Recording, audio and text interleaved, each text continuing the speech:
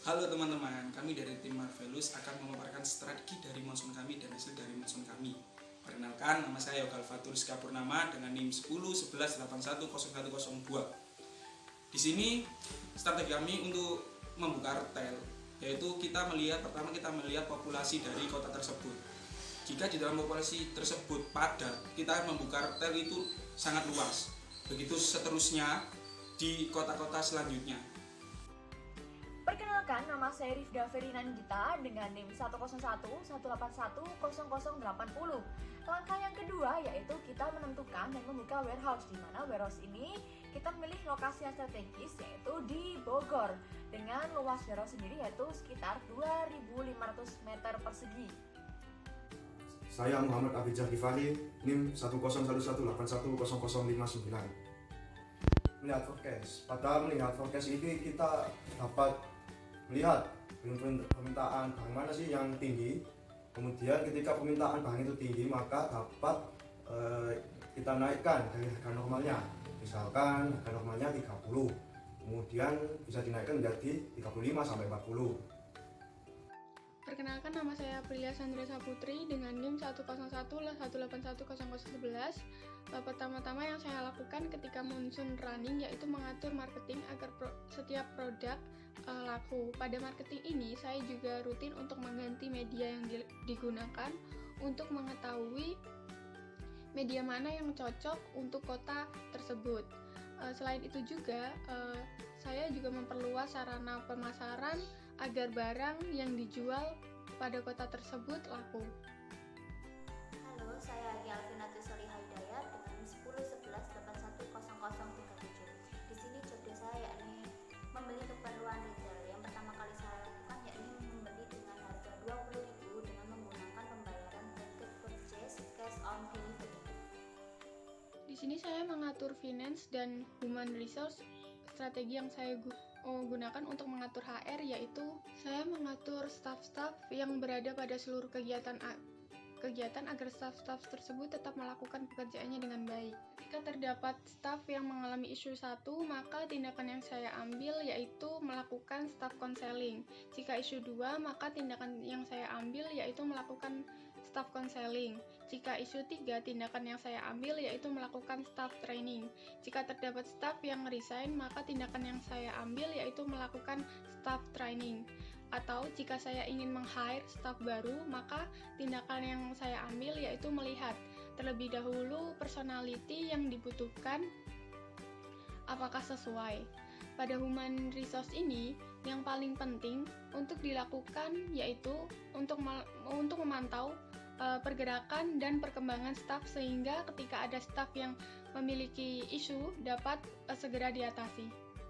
Selanjutnya pada finance, saya ikut memantau mengenai keuangan antara cash on hand serta overdraft. Saya juga memprioritaskan dan indikator tersebut untuk memberi sinyal kepada teman-teman untuk berhati-hati dalam keuangan sehingga keuangan perusahaan harus tetap stabil. Pada modul retail kali ini, pertama saya membeli dengan harga 20.000 dengan menggunakan pembayaran blanket purchase cash on delivery. Hal ini dilakukan untuk mengurangi pengeluaran. Dan untuk pembelian selanjutnya, untuk specialty 2, saya membeli dengan harga 20.000 tetapi dengan menggunakan pembayaran immediate purchase cash on delivery. Dan untuk specialty kecil, saya membeli 20.000 tetap dengan menggunakan pembayaran blanket purchase cash on delivery. Dan untuk modul selanjutnya yakni maintenance, saya membuka maintenance ketika kualitas mesin berada pada 60-70% dan membuka set periodik selama 9 hari. Pada set marketing itu terlebih dahulu membeli lokasi retail. Setelah membeli lokasi retail, saya mengeset pada marketing atau media A, B, C itu sebesar 1.000 dahulu. Kemudian 5 hari sesudahnya saya melihat itu barang mana sih yang banyak lakunya dan barang mana sih yang jarang laku. Jika barang banyak lakunya, saya mengeset pada marketing satu saya naikkan 1.300. Yang barang yang jarang laku itu saya pasang 1.500 sampai 1.700. Kemudian pada forecast yaitu ketika permintaan barang itu tinggi. Jadi ketika permintaan barang itu tinggi, maka saya akan menaikkan dari harga normalnya itu 10 digit. Misalnya harga normalnya itu 30 US, kemudian saya naikkan menjadi 40 US. Untuk yang B2B itu ada klik deal sama klik bid. Klik deal itu cenderung kalau menurut saya lebih murah penawaran dari klien tersebut, jika klik bid itu lebih tinggi penawaran dari harganya. Kemudian saya melihat permintaan dari klien tersebut, meminta barang berapa sih klien ini. Kemudian saya melihat di warehouse berapa banyak stok dari barang yang diminta oleh klien itu tersebut. Di sini saya memegang 3 bagian, yaitu warehouse bagian produksi, MRP, serta service. Di mana hal yang pertama saya lakukan yaitu saya melakukan untuk mengatur MRP, di mana kami memiliki satu mesin dengan produksi sebesar 70% dan profil sebesar 30%. Pengaturan ini semakin meningkat beriringan dengan jumlah mesin yang saya miliki. Selanjutnya yaitu saya mengatur set safety stock sekitar 20.000 per jenisnya.